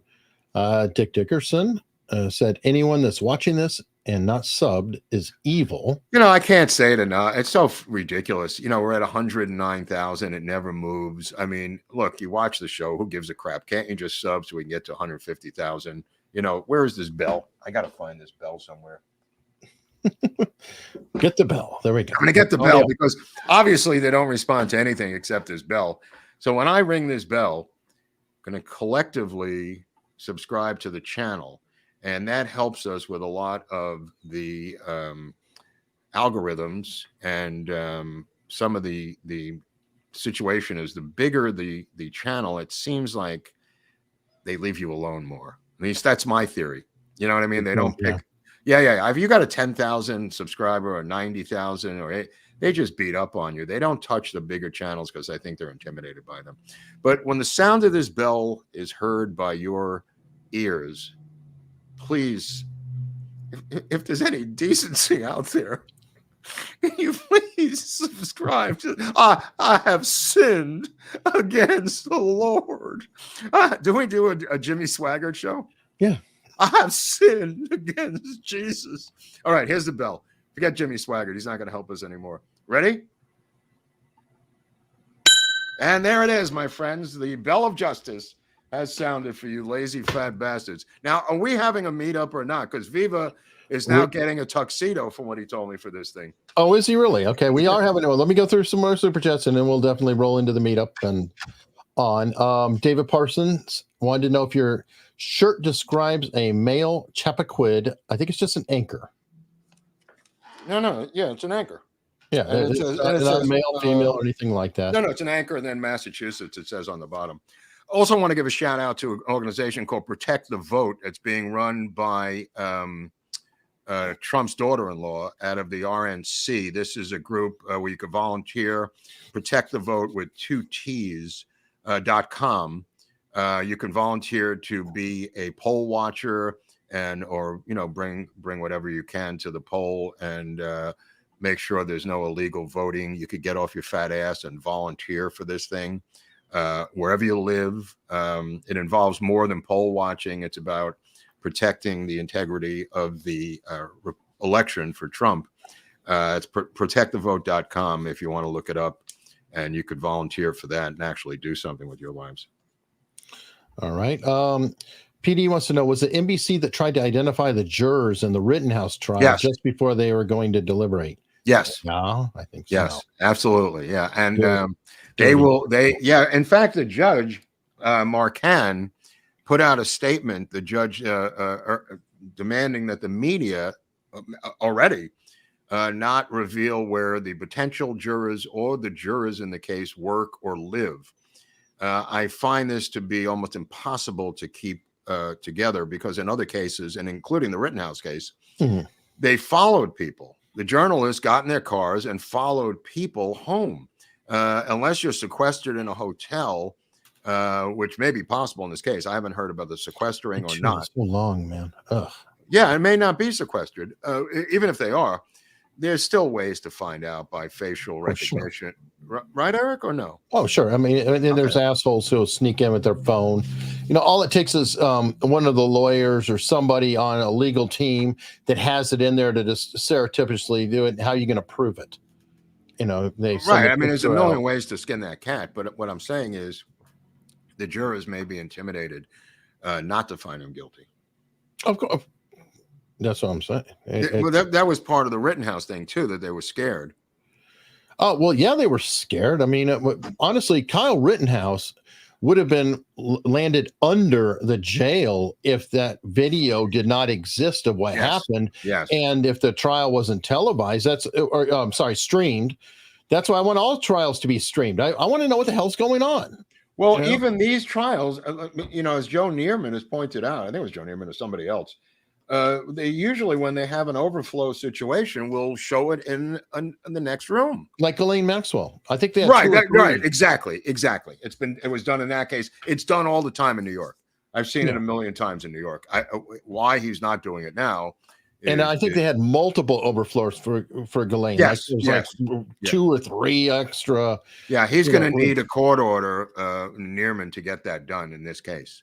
But he's got a couple of weeks because this. It's going to take a week. No, he does. He's on Passover, so it's really screwing him. Passover is one day. It's one day. Well, I don't know. You're saying it's Monday.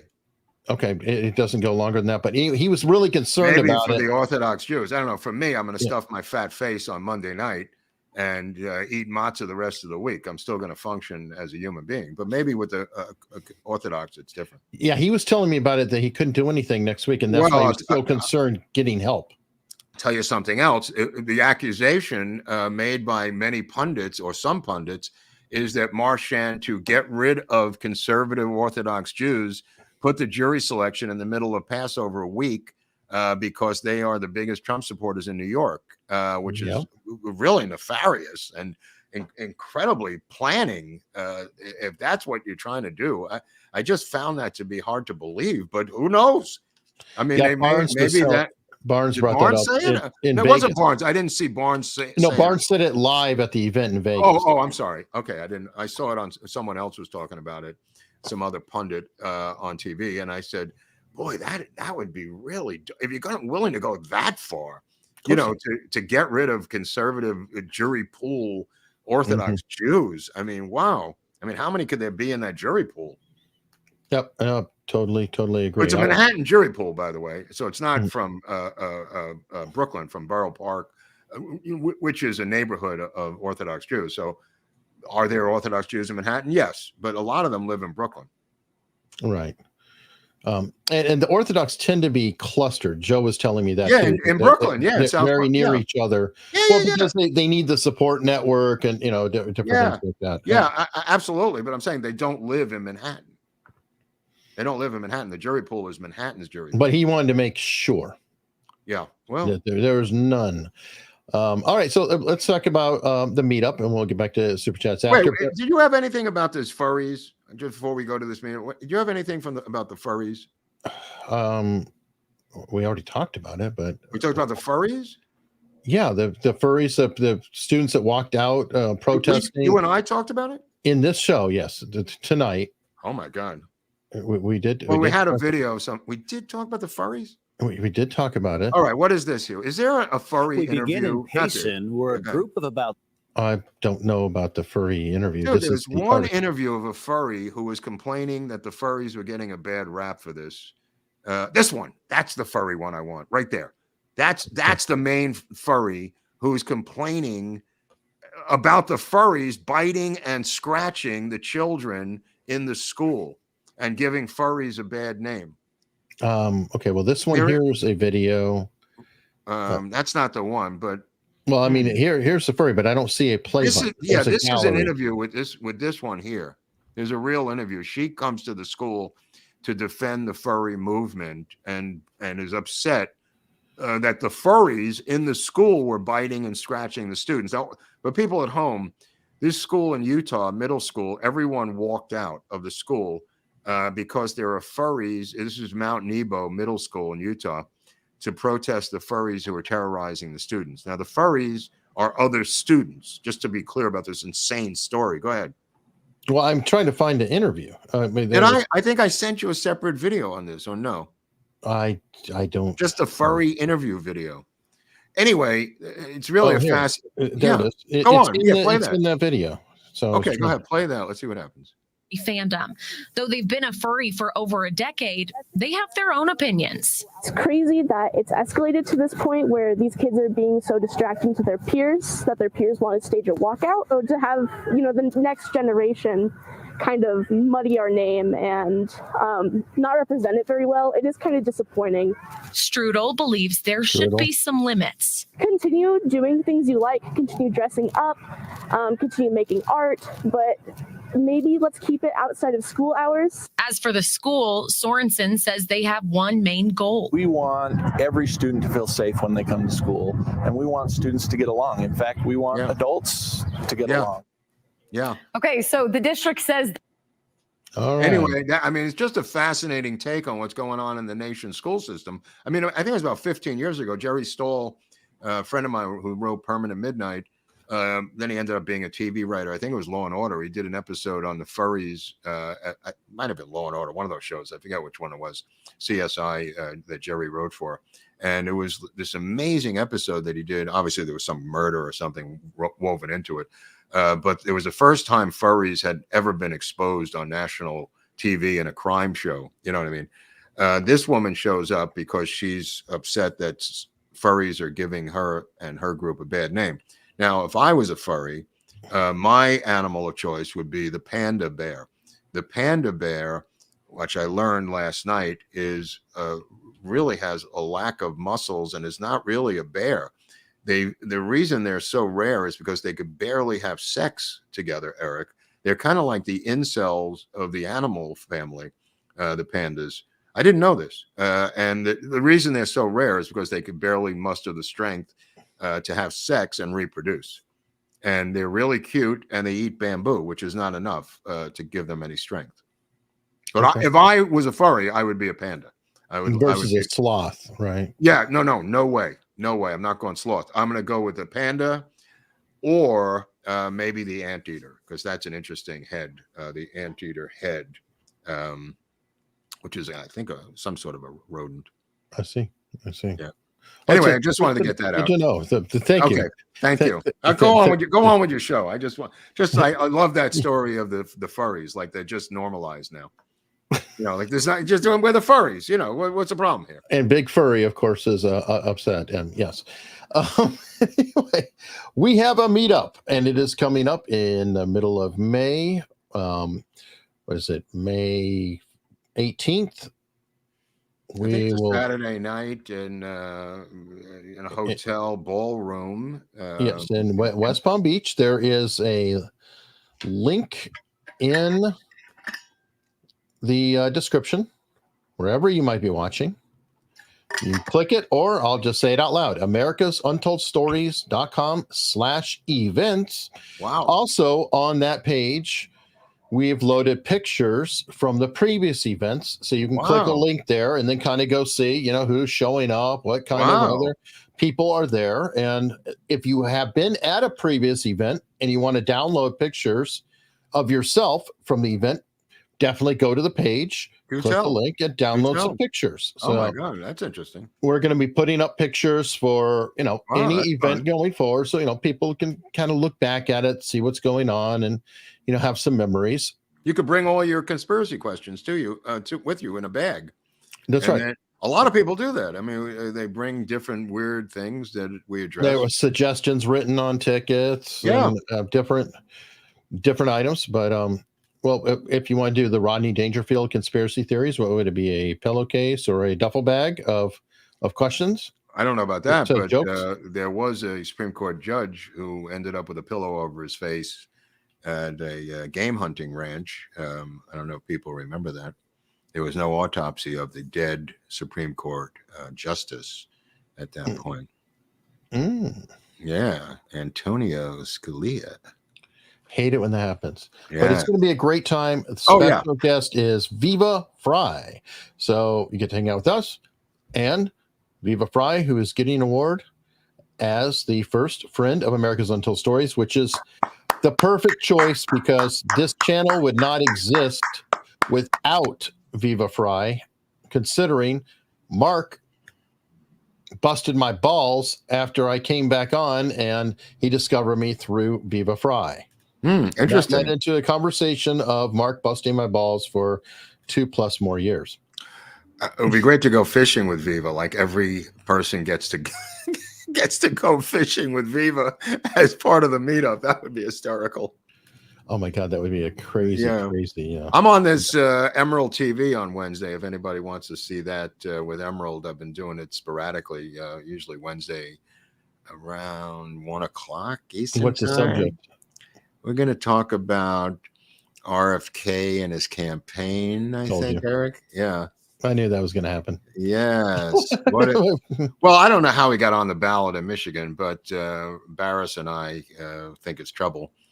Because it's a loose cannon. You know, you don't know who's going to pull and how it's going to be. These campaigns are so refined and so scientifically, besides the stealing, that it's when you run a 3-party thing, anything goes. You don't know what the third candidate's going to do or pull in or how it's going to pull from both, which is true. It's going to pull both from Trump and Biden and the people who are supporting RFK Jr.'s campaign when Biden, if he does win Michigan, I'm going to have to answer for it at some point. Yeah, that's true. All right, so wrap up here. JS said, went to Dealey Plaza, was amazing with all your background. Thanks for all you do. The true historical dynamic duo. Thank you. Yeah, it's weird about Dealey Plaza. I mean, it's so tiny and such a small place. Highly walkable. Yeah. Oh yeah, yeah. You can walk around the whole thing, all day. You can roll around too. I mean, it's very easy to get there. You can get roller skates and just go out in the street with it, but a lot of concrete there, right? I mean, there's a grassy knoll, but I'm saying it's a lot of concrete. Right. No, it's part of the Works program, whatever FDR's. Yeah, WPA project that built it to. By the way, I think that's the only reason it's still up. It's because that's historic, so they're kind of in this. Yeah, in a bind when the most sacred projects in history for the Democrats, they're kind of like, what do we do? FDR famously did not make that turn. He went right onto the Stennis Freeway or the road that was over there. He did not make that turn when he was campaigning in Dallas. Just to set the record straight. Jenny's getting inky with it regarding Mark's Trump rant. Trump can't complain. It's illegitimate while he's out at the same time legitimizing it. If he doesn't stand against the New York court, it's hard to believe he's going to do much if elected. Well, I don't know what it has to do with the other thing, but he is legitimizing it by being there. He makes it look like a real trial. Get out of that room and let them scream all you want, but they're not going to love you any less if you're not in the trial. The hate meter is on 10. So, I mean, I guess you can go to 11 if you don't show up for their show trial, as Barnes called it, the Stasi show trial, as Robert refers it, and I agree. It's a Stasi show trial. Unfortunately, in those show trials with Stalin, you couldn't just walk out. Here he can. And I advise him to walk out at this time. All right. And Jenny continues. Mark, did you see Congressman Banks ask Columbia woman about why folks was spelled with an X, and she just played it off like the students don't know how to spell, and he just accepted it? Well, I don't know who Banks is, but a Columbia woman from Columbia University. Oh, in the hearing. I didn't see that part of the hearing. I just saw the Stefanik question. I didn't see Banks. But, this is a weird situation because yet another congressman announced he's resigning at the end of his term in November. A Republican, I think, out of Kansas, Turner or something. This is going to eventually, I believe, in another month or two, flip the House to the Democrats.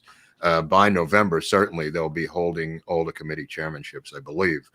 And it's just pure old school corruption where they're buying off these congressmen to resign from the House of Representatives, Republican congressmen. They're going to pick up another 4 or 5, I believe. And then Hakeem Jeffries will be the Speaker of the House, I believe, by August or September as this plays out. Johnson is toast. This is the Mike Johnson, whoever this cat was.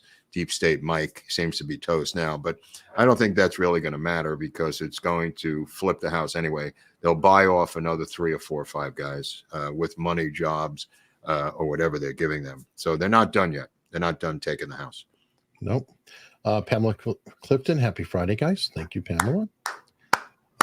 Pat M, great show. Chappaquiddick, thanks. Thank you. It's been going over really well. People have really dug that episode. No, there's a lot of weird stuff in there. And like I said, I didn't do it willy-nilly because it leads into Watergate because of him being defanged as a political leader of the party, Edward Kennedy. He now has to operate behind the scenes, and he begins to operate nefariously and pulling some puppet strings that he normally wouldn't have pulled if he was running for president, which he couldn't do, at least in his own opinion, because of his weakness. And I'll tell you something else before you move on. Nixon cites the success of the first ABM treaty to Chappaquiddick. The reduction of Kennedy's power immediately at that time prevented him from leading the opposition against the Nixon ABM treaty with the Soviets. So there's a little historical gem. And that's from Nixon himself. Okay. Another spin-off of Chappaquiddick is what I'm saying. Wow. Yeah. We've got a rant from Fungible Fani. When Mark says fat ass 3 times within 3 minutes, I am compelled to get off mine and send you a little money. Keep up the good work. Thank you. Thank you so much. Thank you. And Fleet Lord. Look, I say it for myself too. I mean, I'm not immune to it. I mean, I have to get off my fat ass to do this stuff and everything else we're doing here. I got to fly in a plane to West Palm, and Eric's going to take a cab. No, I'm flying too, bud. Oh, you are? Yes. Right. Anyway, I had a miserable flight, but anyway. Yeah. Fleet Lord Atvar said BBQ is a victim of U.S. deep state. Barbecue named due to his mom selling it. The Duran interviewed guest. Okay.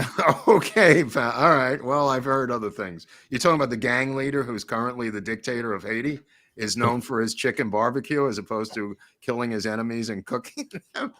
Okay. All right. No, I guess if the Duran, if the Duran has it, I mean, it must be factual. Or it's more likely. I don't know. Soul Doggy. If NPR management is comprised of 87 Republicans and 0 Democrats, how long would the Democrats and government allow them to exist? 1 week, 1 day, 1 hour? You know, it's debatable. They were talking about, I was listening to, was it Bongino? Somebody on the radio the other day talking about the fact that they're calling for defunding NPR. And if the House and Senate did, retaining the House and flip the Senate with a Republican president, it is possible to defund NPR. Which, I mean, they've become Radio Pravda. I mean, the idea, even Ben Shapiro was talking about, a bunch of people were talking about it on the radio this past week because of I Am a Donut and his tell-all tale. But the reality of it is, it's a national government radio station, for Christ's sakes. I mean, the guy who, Newton Minnow, is that a real name? He's a newt and a minnow. And I think famously in 1968, roughly speaking, said that TV was a vast wasteland, and NPR was created, or right before it was created. Minnow was the guy who said, I want to see ballet and hear ballet on, or see and hear arty stuff on the radio. The guy who helped create National Public Radio. Mm-hmm. So that's weird. Well, the problem with it is that it is, I wouldn't even say Pravda. I don't think that's accurate. It's only Pravda during this term. They've never changed politically. They were not exactly working for Trump. No, I'm just saying it's straight up. It's always a leftist organization, period. And are all their employees. I mean, so it's not representative of public. It's representative. Right, but the guy who created it, at the time, there were really no alternatives, but now there's plenty of places they can go on radio and everywhere else. You don't need government funding for this channel. Right. No, that makes sense. All right. Stephen McMahon, good idea. Set up a meet in Chicago in July at the time of the Democrat convention. I'll donate a trip or two for people. That's fun. That's not a bad idea, actually. Yeah, if you could pull it together. But that would be really difficult, especially during the convention. Everything would be sold out. Where would we get the venue? Tell you what, if any of you are in Chicago and happen to own a building or facility or something, could some way provide it, we will entertain the idea. But yeah, I mean, that would be fun. But we can't just outright say that. So I'm reaching out to you. If you know somebody or you can help us with that kind of thing of a venue. It could be Champaign, Illinois. It could be Champaign or one of the surrounding towns. True. It doesn't have to be in the center of Chicago. I mean, there's a lot of gunfire there, Eric. That's true. Well, I would like to be in a more gun-free zone. No, anyway, actually, no. I want to be in a place that welcomes guns, because that's going to be safer, and you're not going to see them. Versus a place that bans guns, where are more likely to get shot. I just don't like a subway system that's pay as you go, because I was producing Spicorama there with John Leguizamo, and I went to ride the subway, and the guy said, "Where are you going?" I said, "I don't know. I just want to check it out. It's an elevated L." And he goes, well, what stop? I go, I don't know, bro. I mean, and I didn't realize it was a graduated fare program. Like in New York, you just get a token and you go wherever you want. You know what I mean? But in Chicago, right, so it's like if you're going 5 stops, it's like $3 or whatever. It's more money. Right. So he kept asking me, what stop am I going to get off at? It was like something out of Abbott. And then you got to pay for transfers. You have that in a lot of bus lines too, where you have the basic bus line. And then if you're going to get a transfer, you got to add that and add that and add that. Right, but they have it so each stop, I guess everybody knows the name of the stop, and then it's $1.20, $1.35, or whatever, whatever it is. And this was completely confusing. It was like, who's on first? I didn't know what he was talking about, because I just thought every subway was the same, that you just pay, the token, and then you go as long as you want. Now it's like a toll. Yeah. Alex Stevie Duke said there is a Dallas civic plan to completely redo Dealey Plaza. Terrible. Yes, we know. We've actually seen it. It's been posted. Go and post it again on Locals. Hopefully, they can fight it off. We're going to talk to Robert Groden about that, or we're planning to get Groden on pretty soon. And Bob knows, I assume, a lot about this. We can ask. COPPA's fighting it. They have some people who are definitely involved in doing that. What's our Vector Victor said, Mark, I have a historic book to share with you in West Palm. Okay. I hope it's lightweight. That's all I can tell you. Yeah. Oh, maybe he's just going to show it to you. Maybe I'm going to give it to you. You're not walking away with it. Here's a historic book. What is it? It's called the Bible. Have you read the Bible, Mark? Maybe. BTK, what's the frequency, Kenneth? Yeah, this is what a cab driver said to Dan Rather. When he was driving him around, I want to say Chicago, but I think it was New York. And this odd event where Dan Rather said he was kidnapped by a cab driver, I think in New York, who kept asking him, what was the frequency, Kenneth? Okay. No, real incident. The guy's right. It was like he claimed rather that he was kidnapped by a cab driver who kept asking what the frequency was. And this became an REM song. Oh, that I don't know, but I mean, they have either an album or a song. What's the frequency? That I don't know, but it was a real event. It was a real event. All right, Fletcher Boy. I don't know if you talked about it, but R.I.P. Dickie Betts. We talked about it, and I think it turns out Viva had an interview that overlapped with our show, so a lot of people might be coming in late or came in late from there and missed it. But yes, no, we talked about Dickie. Yeah. We're talking about Dickie and some more Dickie-esque stuff. Thank you for becoming. You know what's a good pick for the week? I don't know if this is kind of a dark movie, but if you want to see something interesting, it's called Edmund. It's a David Mamet. It was a play turned into the movie with starring William H. Macy. I think called Edmund, which is a Mamet film based on his play. Just a little pick of the week. It's dark, but really, really interesting. All right, that sounds good. But we are going to ourselves follow Oswald over to the Locals after party. And as I've said before, our Locals, we have 17,000 people now, I believe, who are members of Locals. Wow, Which is free. That's you can be a member there for free. I don't understand. Why would I not be a member then? I don't know. Okay. But, you know, it's like some people struggle to hit the subscribe button. But I'll tell you this. Look at this. Look what I got, Eric. This is volume 2. No, this is volume 2. This is from the JFK Book Fund people. I just want to show you something because this is volume 1, which I'm looking for volume 3. There's 3 volumes. And the rarest one is volume 3. And this is the chronology, the complete. This is amazing. I could read this for the rest of my life. The chronology of a crisis is part 1 and part 2. Part 3 is the one that's hard to find. If anybody finds that, not as a PDF, but as a real book, that would be great. But that comes from the Book Fund people who donate to the JFK Book Fund. So thanks to them through PayPal and Venmo.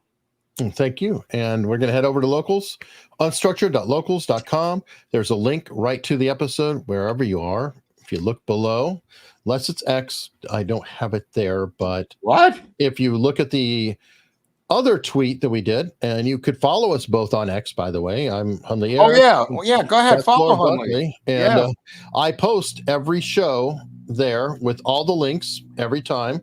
So, you know what I'd like to say to somebody to follow me, because I think I'm being completely shadow banned again, even though it was before Musk.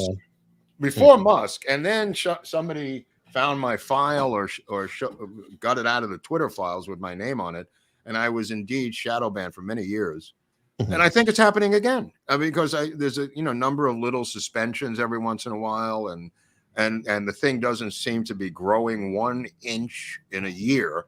And there's so many people following me, but I think they've put a stop to it. So anybody who has the presence of mind to follow me on X at Lord Buckley, which you see below, I'm curious to see if it moves the needle. That's the only reason I'm saying that. It's like, I don't know, 11,000.4 has been there a long time. And I think it may be done on purpose, Eric. Could be, be, and if you're nice, he won't block you. Right. I don't know if you're still considered a follower if you block. Who knows what the reason for their X or what? I think it's that World Economic Forum woman who's running it, and I don't think Musk runs it day to day. So I think it's back to in the hands of evildoers. All right. I see the number going down, as Viva Fry always says. So that's encouraging. Hopefully that means that's everybody leaving, heading over to Locals. Oh, and yeah, he does say that, doesn't he? Like when they go over there. Yeah, you should see this decline. We better get off so they can come over there then. All right, let's go over there. I'm going to go to the bathroom. I'll meet you back here in a couple minutes. Sounds good.